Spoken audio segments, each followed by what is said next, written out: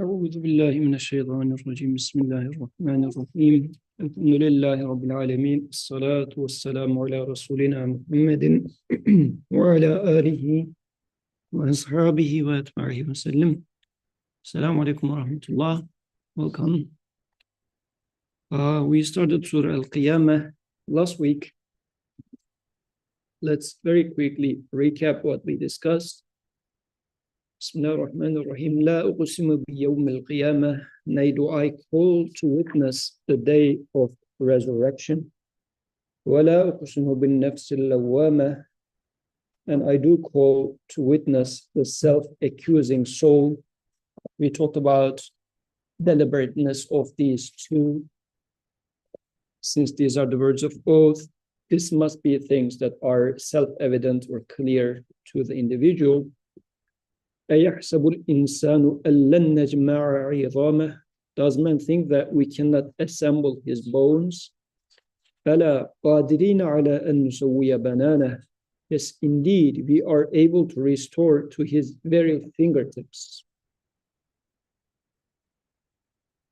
So when we were discussing this, we talked about what nafsul lawwama is, like self-accusing soul, the idea or the fact that human is aware of his mistakes.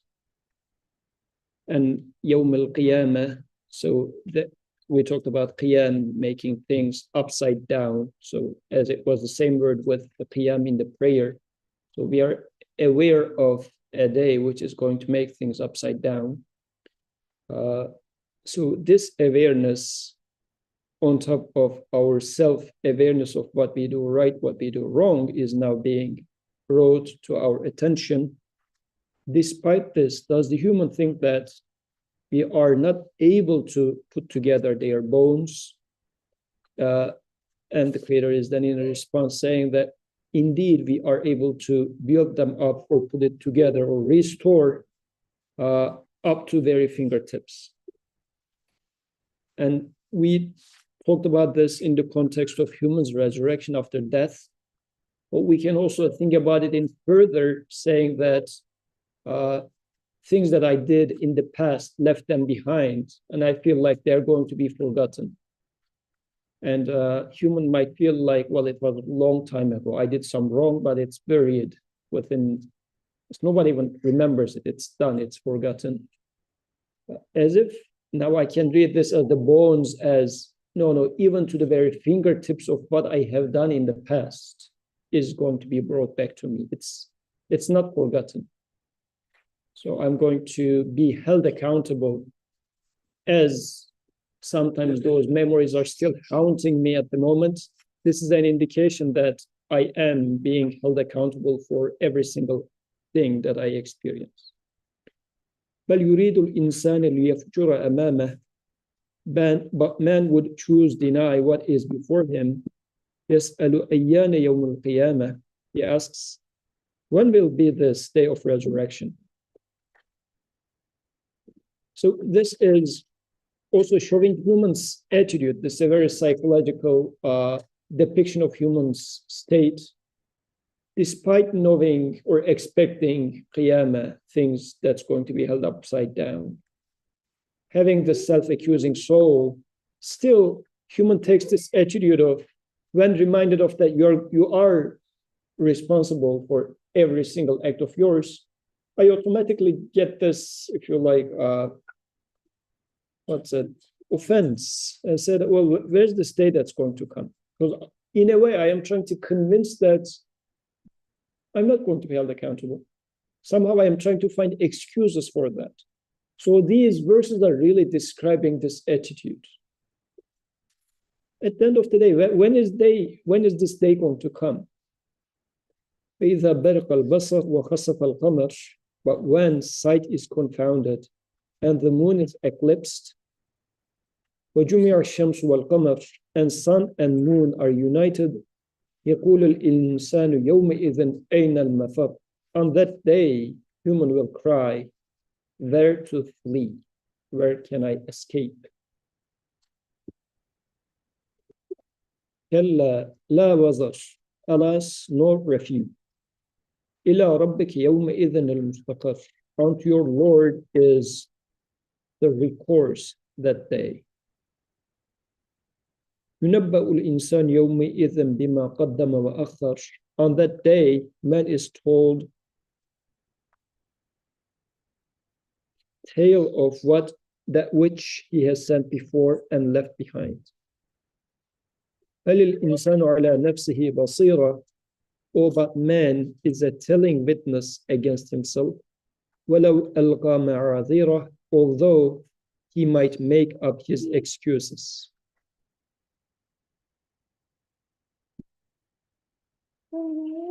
So far, they're beautifully describing my attitude and my psychology, human psychology. After this came this apparently change of the conversation. It started saying, "La tuharrik bihi lisanaka lita'jala bih."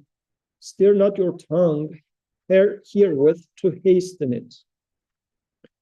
So when we were discussing this part last week, we talked about the historical context of this verse, as many or most of the commentators say that this verse is referring to Prophet ﷺ's act of repeating the verses so as not to forget them.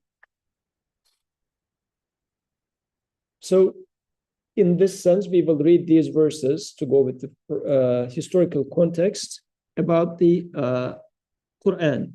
So do not recite Quran quick or steer your tongue around it. So let's do it as such once. Stir not your tongue herewith to hasten it. Inna alayna jam'ahu wa Qur'anahu. Indeed, upon us is the putting together thereof and the reading thereof. وَإِذَا قَرَأْنَاهُ فَاتَّبِعْ قُرْآنَهُ. It's okay. And when we read it, follow you, or فَاتَّبِعْ, also obey the reading. ثُمَّ إِنَّ عَلَيْنَا بَيَانَهُ. Then indeed upon us is the explanation thereof. Let's first read it for Quran as we did last time.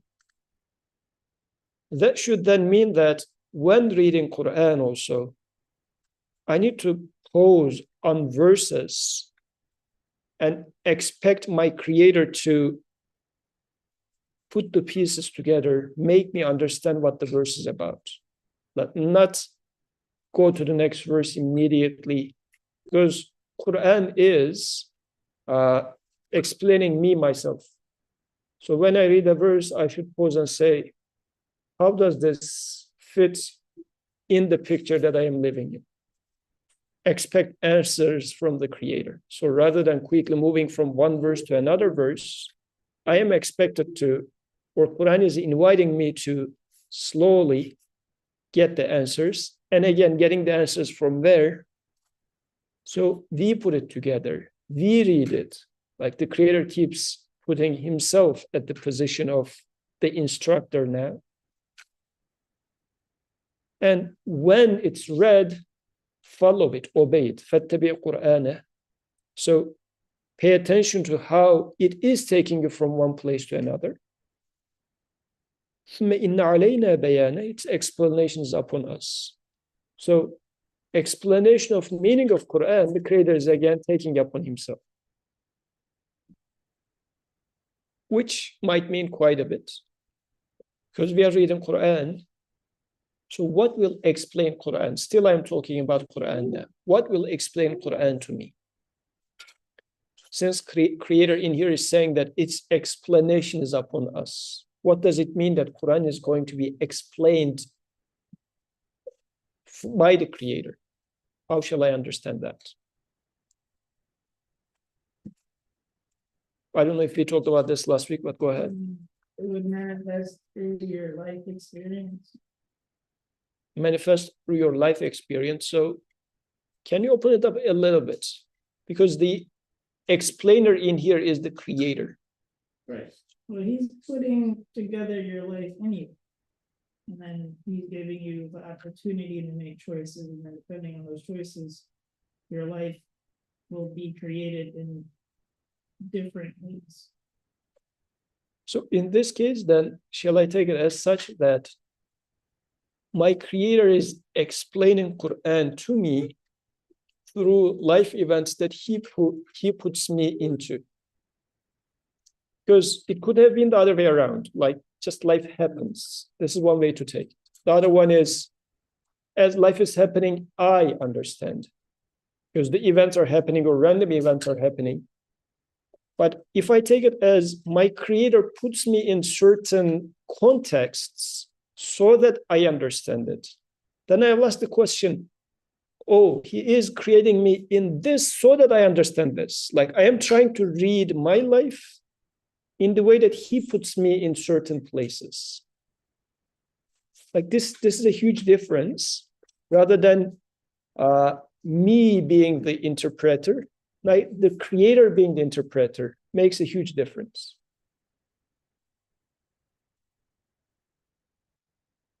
Another way to then take this is life is like life, the whole existence. The creator is as if saying that with this Quran, I am going to explain you what is happening in the universe, what is happening in your life. So read it as such. Now we have two books in this case. What is being read? The book of Quran is being read, but also the book of universe, including my life, is being read. And now I am supposed to be reading both in the name of my Lord.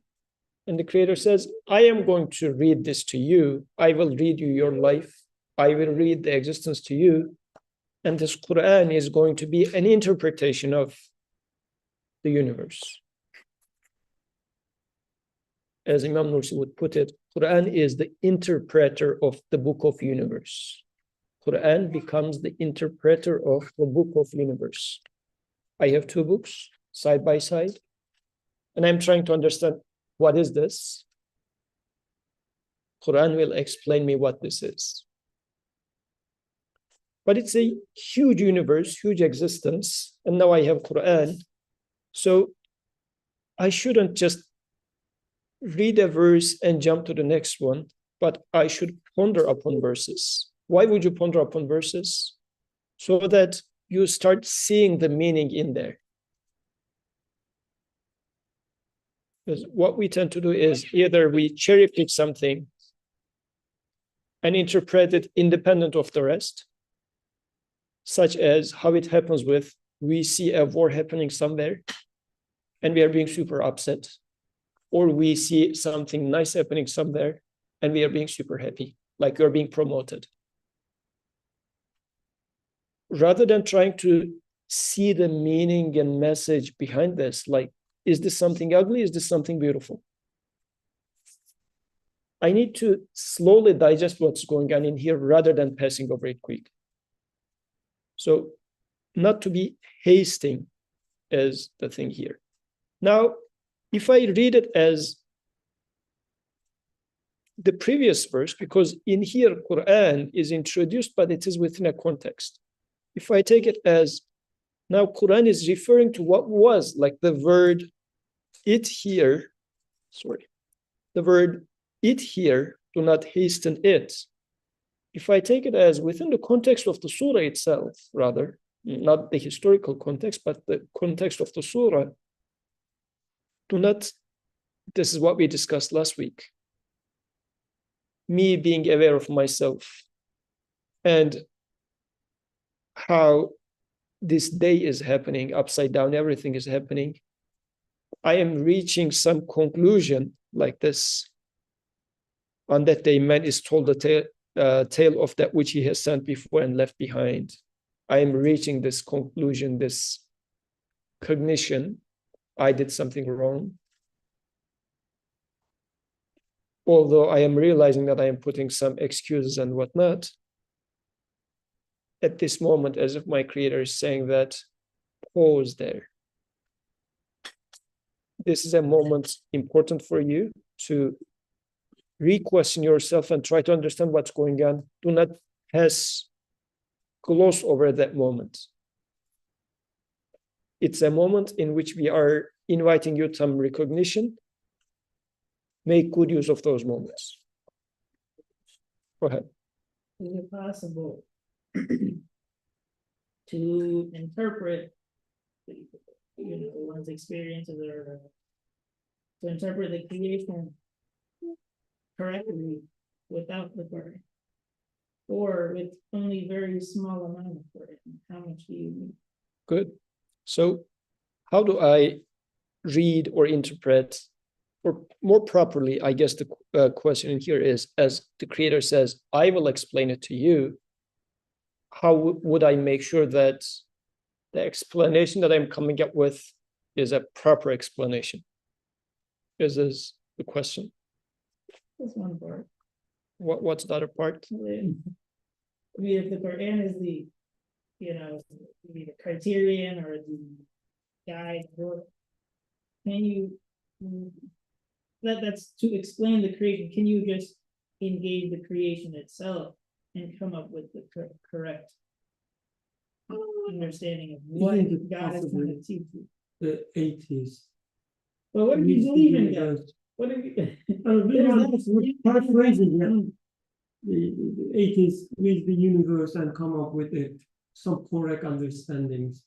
Isn't it possible? You might have a philosopher, but even then, you might have a agnostic person, right? Or a Christian who never read Quran. Yes. What do you think? I just paraphrased the question. I act like a ChatGPT, that's all. Nothing. Okay. So I think in this case, realizing that my Creator is the interpreter, because the way Brother Birkan was paraphrasing what you said, what I understood, do I try to find answers by myself and attribute answers to myself, or realize my neediness and seek answers from my Maker? This is a big difference, because as the previous verses were indicating, although a side of me is like I have the self-accusing soul, every human have the self-accusing aspect, and I also have this other aspect, which is self-defending or evil commanding part of it. Like it comes that it's trying to find excuses as well, as again being mentioned in the same surah. Despite knowing that I did wrong, self-accusing part is there, but then there is making up excuses part, right? Like right next to each other. Man, human is a witness against himself, even if he were to put excuses. So at this moment, then, what do I need? Because knowing that this is my case, like these two competing interests are within me, am I sitting at a position saying that, oh, my Creator, I am in between these two competing factors within myself? I am in need of your guidance in this case. So you are the guide for me. This is where I will, if I reach to such a conclusion, then I will expect my Creator to talk to me. Yes. So the first part, or the previous parts that we studied, not necessarily the first, kind of maybe touch upon that as well. So if we read this, the previous part as giving us glad tidings, right? There is always one aspect of Quran which is about warning, but then the same ayah would mean the glad tidings as well from another perspective, right? So when I try to see what good news is these ayahs giving us, I think it relates to what I think also asking. So rather than asking whether it is possible or not, if we look at our lives and others' lives, we see that whenever we try to find answers about our lives, about humanity and so on and so forth, we keep asking questions, come up with some explanations, and then lose faith in these explanations or some other explanations comes, fight each other, destroy each other, kill each other, and so on and so forth. And this is our reality. This is, for instance, the history of philosophy. This is the history of science. Not to criticize, but this is what we have. This is what human mind is, right? So we find ourselves, it's not that, whether we can or cannot, but we find ourselves in a situation that we need a judgment. Because I keep asking the question, like, is what I understand or what I do with my children, is it right or wrong? Should I act this way or that way? With my friends, with my family? Or when I try to answer a big human question, what I come up with to explain why people fight each other, right? If you are a psychologist, for example, you come up with some explanation and you have this question always. Is it the right explanation? And you never ever find the answer in the universe itself. I mean, the entire history of humanity confesses that we never find answers in the universe. We keep asking questions, come up with some so-called explanations, and then lose them. We need this judgment. Somebody telling us what is wrong, what is right. Somebody telling us what I did correctly and what I didn't. As Ayah says, what I brought forward and what I left behind. I want this bookkeeping. I need it. And Quran says, don't worry, it will come. Or don't worry, it is there. The bookkeeping, the judgment, it's always there for you. So the Quran is there to give you the answers. The Quran is the answer. So you come up with these questions and so on, so forth, and open the Quran, and Quran says the right answer is that. So this is what you need. Can you come up with answers without, forget about Quran, but the revelation? You can come up with answers, but you will always ask whether this is the right one or not. You will not know it. And you will always see that it is not correct one. So what we experience all the time. Whenever we come up with the explanations, it's always kind of wrong. There's no single example in our entire history.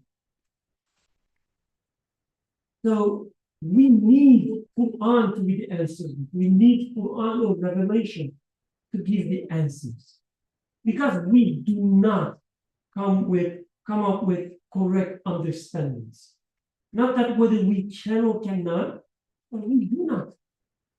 It's like a fact that we don't come up with right explanations.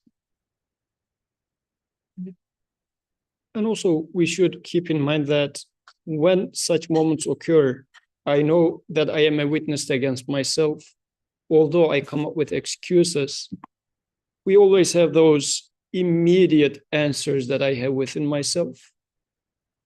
And this verse is saying that slow down, reconsider this immediate answer. This immediate answer can be multiple things.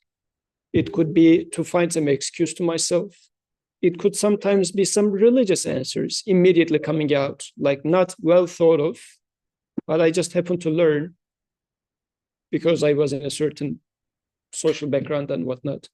No, slowly read and understand, because we are reading. Like the Creator is saying that I am reading this to you. I am explaining it to you.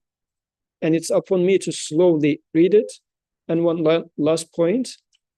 فَإِذَا قَرَأْنَاهُ فَاتَّبِعْ قُرْآنَهُ. So when we read, follow its reading. So what does it mean to follow its reading?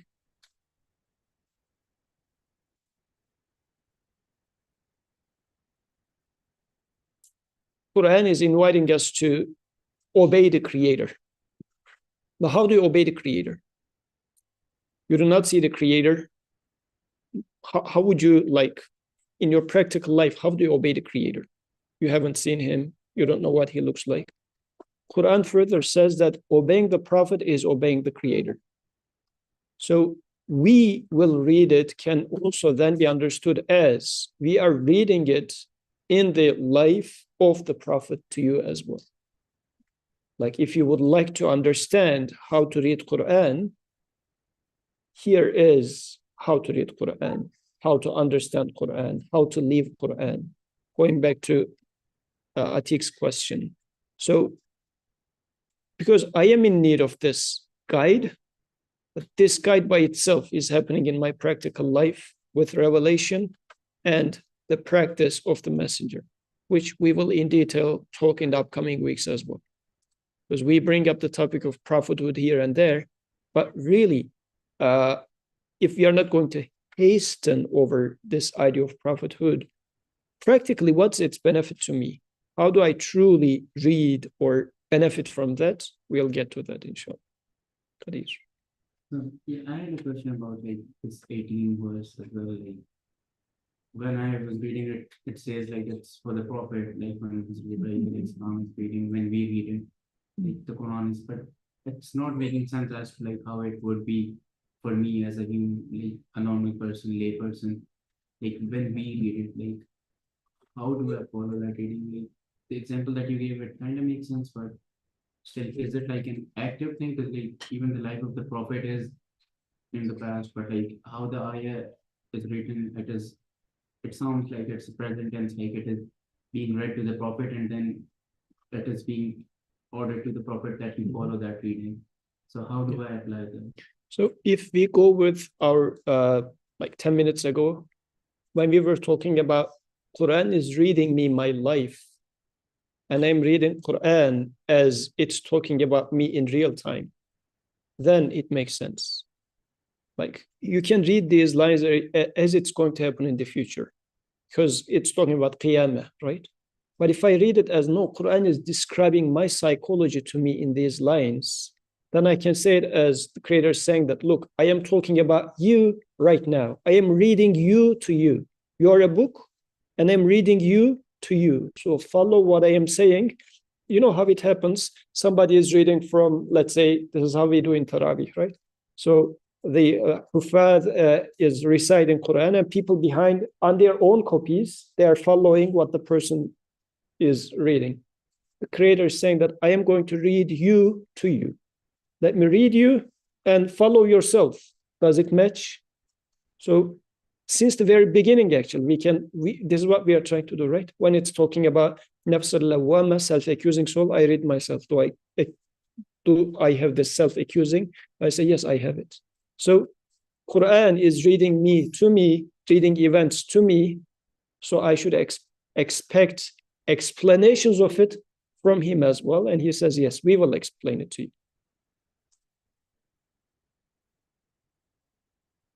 كلا بل تحبون العاجلة. Like despite this being the case, this kalla looks to the previous verse. So don't hasten. We will put it together. We will read it to you. You follow as we read. We will explain it. Then what happens? Kalla, but no, you do love immediately available. كلا بل تحبون العاجلة وتذرون الآخرة, and neglect the akhirah.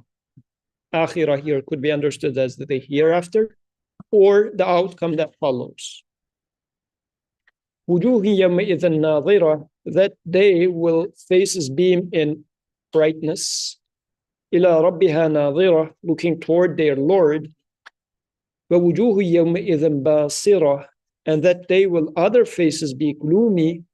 تظن أن يفعل بها فاقرة, realizing that some great disaster is about to fall on them.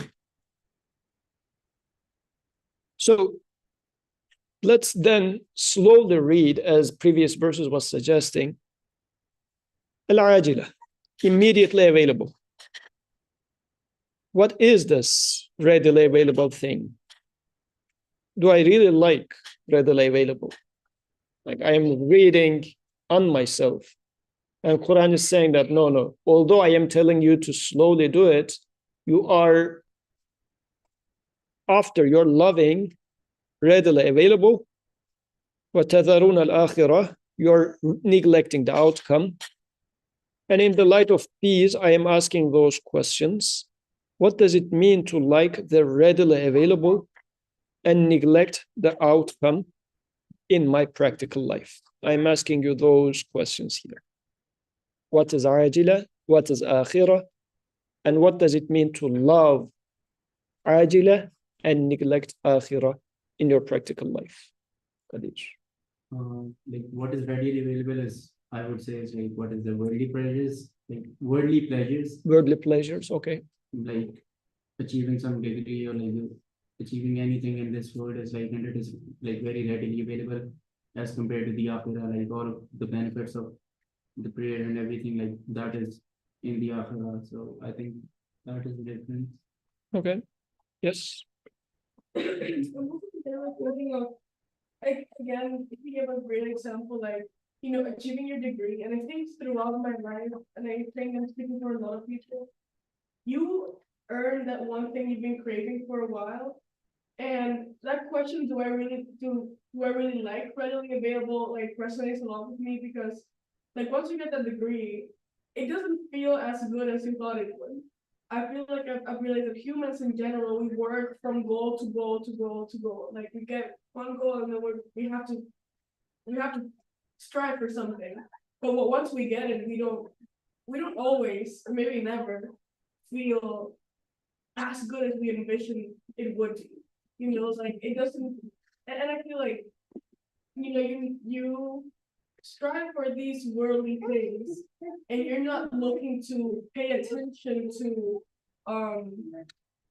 paradise, like our duties, right, to attain paradise, because you're thinking, well, like I'm way closer to finishing Drexel, I'm way closer to getting the job I want, I'm way closer to getting married, having kids, having a house, than like let me just like do that later after I retire. Okay. That's good. So I'm being very short-sighted in terms of the momentary life, but I am ignoring what's going to happen after I die. So it's like a postponement. So in this case, it's more so in the sense of akhirah as afterlife.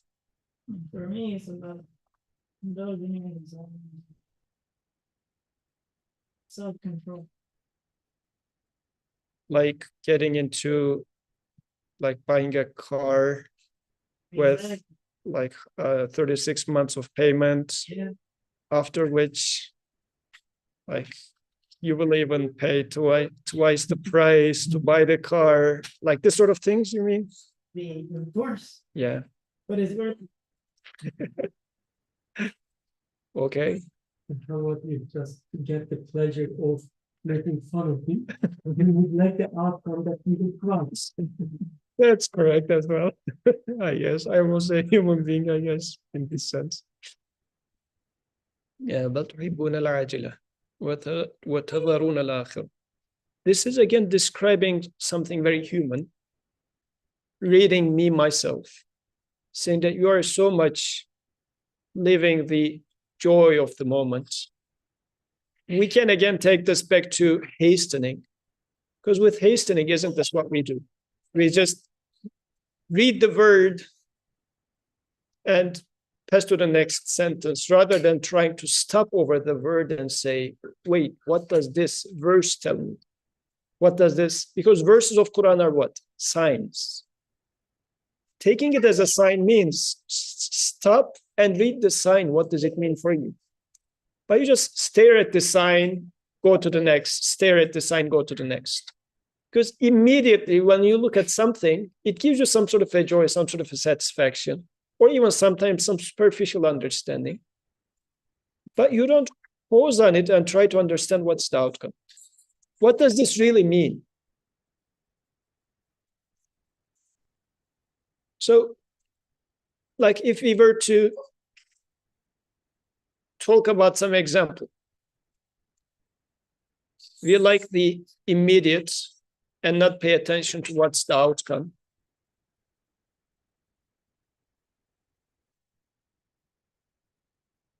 This could also be about bad, like apparently bad things as well. Something bad is happening. I see it and I want to immediately jump to some conclusion. Like let's talk about a success. I am very much into the pleasure of the success. Or let's say there's a death happening, there's a war happening, and I say, how dare, this is a horrible thing. What sort of a mercy in here? And I am troubled by the fact that children are dying. But this is being my immediate conclusion. They are dying and this is evil. End of it. And I'm just sometimes even sort of enjoying the agony in there. Because people sometimes enjoy having pain. Because there's some sort of a self-praise in the pain as well. Look how much of a merciful person, so that I can cry for those people. Because I'm settling with the feeling itself. I mean, it's a painful event. Children are dying. But sometimes I'm just keep repeating the word in my tongue, saying that, oh, children are dying and it's horrible. But what is the message behind this? How does it refer to after or eternal? Because death, pain, is the transitory thing. But I got stuck there sometimes in the sense that immediately, whatever is the outcome of this event, let it be joy or let it be pain. But this is something that I love getting stuck with. Rather than trying to see what does this success refer to? What does this pain refer to? I do not look at its akhirah. This is describing human. And I think this example is relatable in the sense that what's happening in Gaza, for example, now, a lot of pain. But which part of the pain am I focusing on? Am I looking for what is being repeated a lot out there and getting stuck with this, what's happening on the surface? What's happening on the surface is painful, agreed. But this has a lot of consequences in terms of my relationship with my creator. I'm not talking about the social activism part of it. This event that's happening in there, how does it affect my relationship with my creator? When is he going to send this help? Like, do I start having those conversations within me? Because still, I am stuck on the surface with the pain. What does this pain mean? The pain that those people are suffering, the pain that I am feeling. What does those mean? Because these are being created in me so that they mean something, they refer to something. The creator is saying that I'm going to read it to you. I'm going to put the pieces together. I'm going to read to you, and I will explain it to you what it means. Do I read it as such? Am I taking it as such? But I am being neglectful of akhirah. You had a comment? Then it starts talking about that day. وجوه يومئذ ناظرة إلى ربها ناظرة. That day will faces beam in brightness, looking toward their Lord. Let's apply it now. Let it be for the success, the promotion, the graduation. What is the akhirah of it? Or let it be the pain that the people are going through in Gaza. What would be the day in which you will look toward your Lord, whatever that means, and your face is going to be bright? How would we understand that? Yeah. The first thing that comes to mind is like the actual if you have done good things, then you will be looking toward your Lord, but your faces will be bright because you'll know you did well. Okay. And that's why the verse that follows is, and the other faces will be gloomy. Gloomy will be the people who realize that some disaster is about to fall on them. That's possibly true or should be true for akhirah, afterlife, that is to come. But can I read it for now as well? if I take akhirah in here as not the immediately readily available thing apparent to my eye or to my senses, such as the pain or joy, but what is beyond it, what is into it. Because sometimes this is how it happens.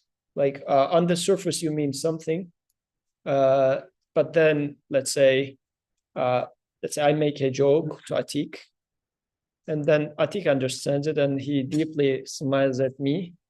But then you just think that he's just making a statement about buying a car and whatnot. But then later on, after the discussion, Kadir comes and says, you know why he said this like this?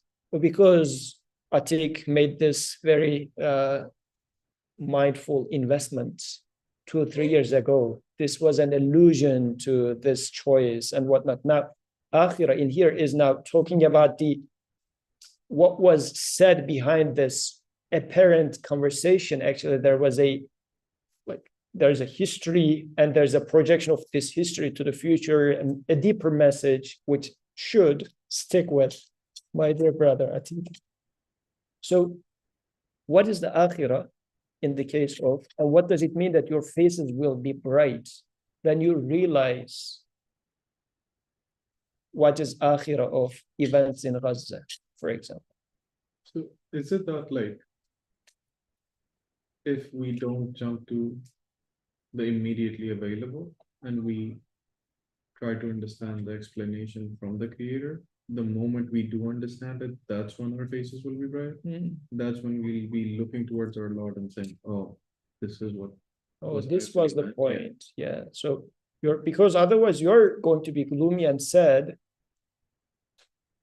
because you couldn't figure out what's happening. Because even if it's a promotion of joy, still it's passing immediately, as Natalia was saying. So you thought you would be happy once you received it, you got it to your hand and you realize that it's not. You're going to be gloomy even if it is good or bad. The immediate is going to be gloomy anyways. But then once you realize what it was saying, because it is pretty much like this transitoriness is everything in this life is passing by. And it is more so like a movie that you watch. The scene passes, but the meaning you get from the scene would stay with you. If you just go to a movie and all movie gives you is just a fashion show or just, I don't know, nice colors here and there, once the movie finishes, everything finishes anyways. But if the movie is a very carefully crafted set of messages, even if the movie finishes, you leave the theater in awe of the director, saying that, oh, now I learned a lot, or a lot of messages stayed with me. So things stay with you, and you turn toward the director in this example, saying that, well, like Nolan is crazy or something like this. Like you are in the awe of the director, looking toward it in like bright face. My creator. Once I realize the message, looking to akhirah rather than getting stuck in the moment, I will have bright eye. Oh, this is what you meant. Yeah. So I'm understanding it in a different way. It's that, like, for example, when we were talking about the me, like the nafs, that says like what is wrong and what is right. So once you do like realize that, and once you like do that decision actively, then like your face brightens, or like you make the right decision. And that is how I'm taking it. Like otherwise, like it's not apparent, like always it's not apparent, or it might take forever, or it might not even, you might not even understand it in your whole life, like what was the purpose of a singular event. But because that you did the right thing, that is why like your face is brightened. And once like you take that wrong decision, or like once you do not follow that nafs that is telling you this is the wrong decision, but you follow through with that wrong decision, you will always be gloomy, even though like you had that momentarily like pleasure, but you always will be gloomy. So that is how I'm understanding it, is like it's a constant part of my life, as compared to like understanding the message. I might not even understand it in my whole life. So that's right, but one important caveat over here, with which I think goes to ila rabbiha nadhira. This bright face truly comes, if I look to my Lord. Because I can look to myself as well, saying that, oh, this was the right thing to do. And I feel good about it. Why? Because I put my money on the right stock and now it's increasing. I say, oh, I did the right choice. Good me, like thumbs up. And my face is bright. Like, is this sort of a choice being made right? Because it turns back to me in this case. But akhirah, looking at akhirah in this case, looks like ila rabbiha nadhira, looking at their Lord, the face is going to be bright. So meaning that, oh, this is why what my creator was pointing to or highlighting to me. Like, I made a choice in life and he gave a creation aligned with my choice or not. Let's say you choose to go to this school, but you end up going in that school or whatever you have. Maybe you chose to go with this school and he made you go to that school. Whatever is happening in your life, the outcome is coming from your Lord. You're reading it, the message is coming from your Lord, not, oh, I did the right choice and here the outcome from me. Outcome is coming from your Lord. Reading it from your Lord brightens your face. Otherwise, it will go to my ego and I will say, oh, thumbs up, good job. But I am dying. Like, I am a transitory thing. If I were to make all the good choices in life, what happens? You get old and you start becoming forgetful and weak. This glorious, good job guy is dying.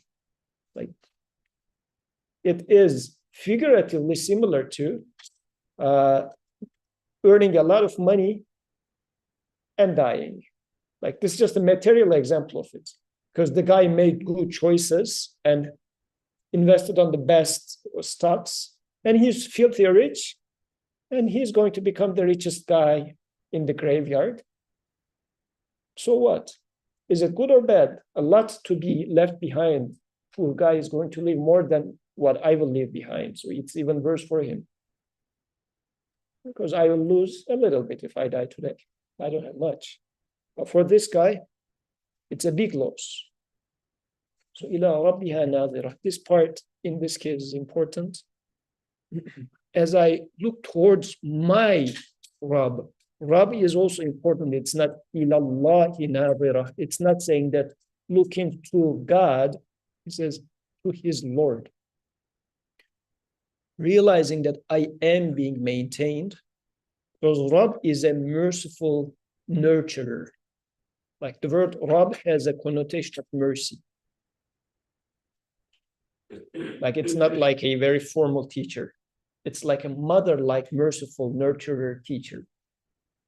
In the events of life, do I see it as, oh, this event in Gaza, look at your Lord. What does this merciful nurturer mean by this event? Because he's taking away lives of people there. And he's creating this agony in me when I watch those moments. Like, what sort of a mercy, what sort of a nurturing is happening in here? Only if I look at my Lord and say, try to see the meaning behind this as such, my faces will get bright. If I don't do that, what happens? وجوه يومئذ باسرة. On that day, will other faces be gloomy? تظن أن يفعل بها فاقرة. Realizing that some great disaster is about to fall on them. This is to happen to those who are loving عاجلة وتذرون الآخرة.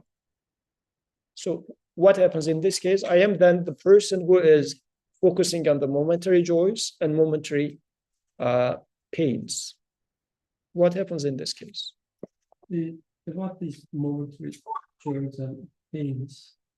So I know a lot of people, for instance, they are really good the strategists. Like, they don't care about immediate joys, but it's always a stepping stone or something bigger. They can handle the pain, immediate pains, so that they will get better pleasures after that, right?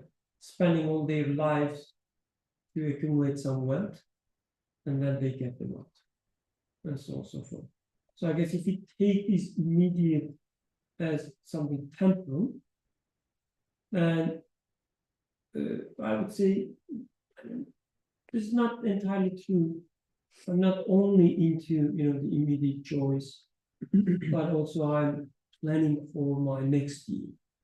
What will happen in 5 years and so on? They keep asking for interviews. Where do you see yourself in 5 years?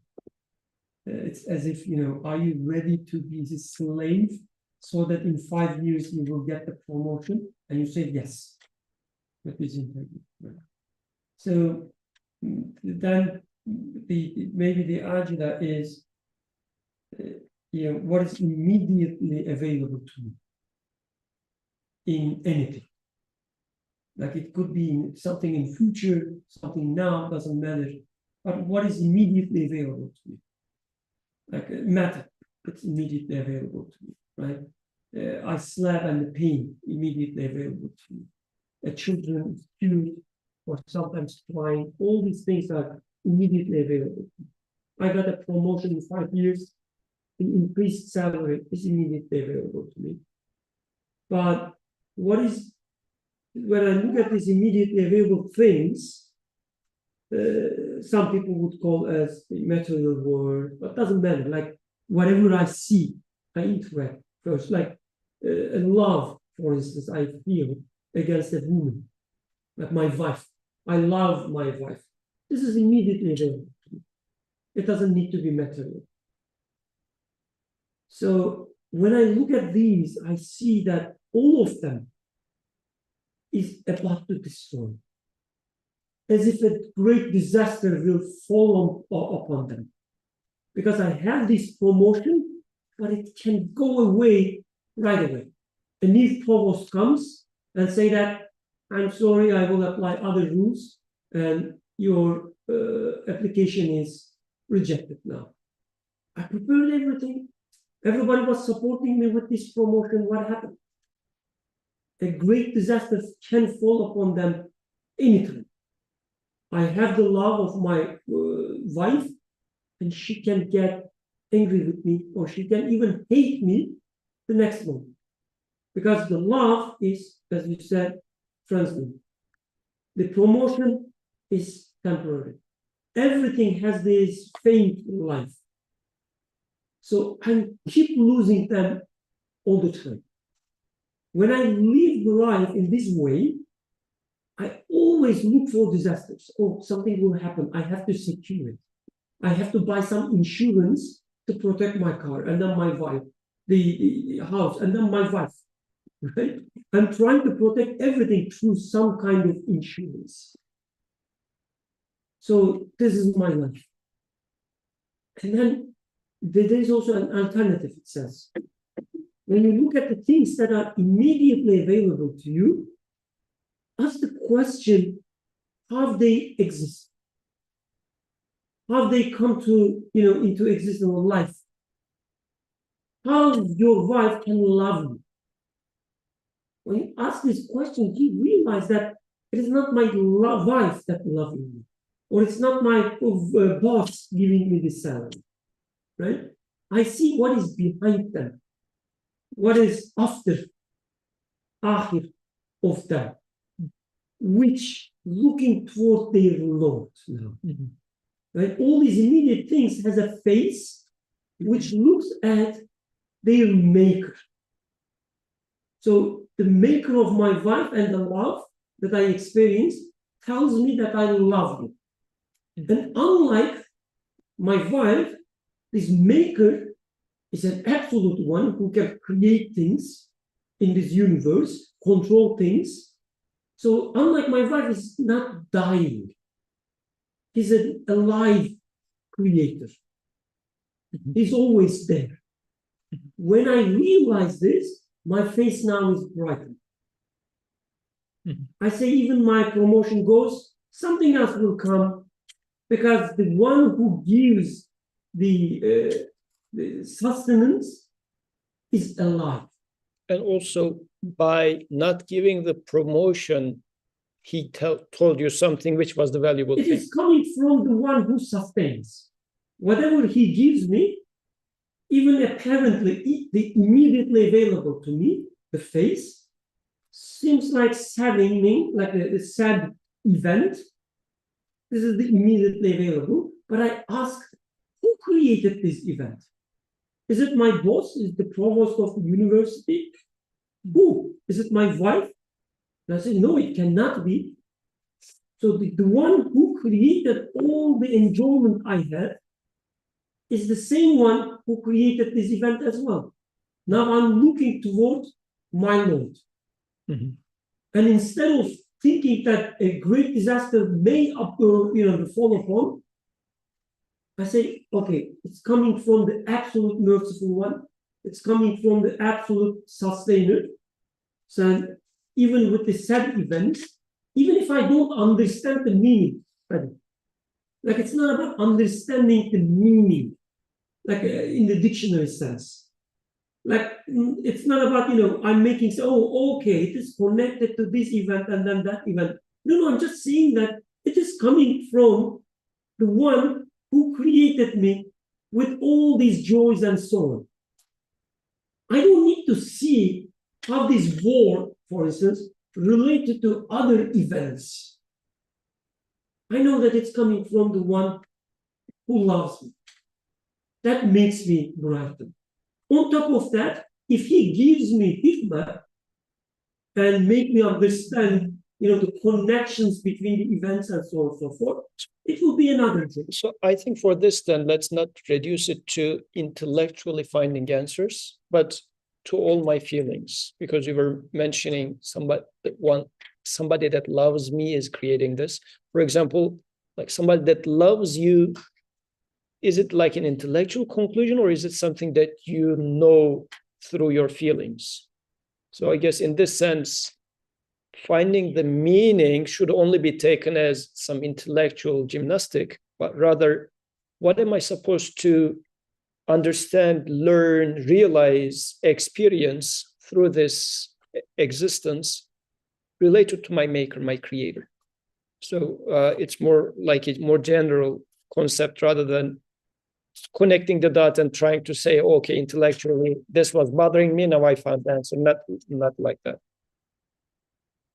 So in this momentary life, then, things are happening, and every passing moment, if I am stuck with the momentary surface meaning, surface joy, surface pain, whatever, of the thing itself, as it departs, it leaves this horrible taste of death in my mouth. Whatever it is, it leaves this taste of death in my mouth. So every moment in this case, every passing moment becomes the news of a calamity that's going to come to me. Just to give an easy example to that,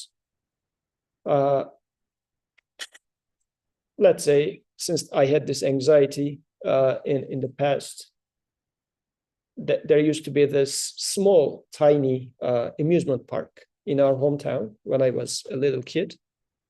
Of course, my father was not rich, that rich at least, at that time. So there was those, what cars that bump to each other? What do they call? Bumper cars.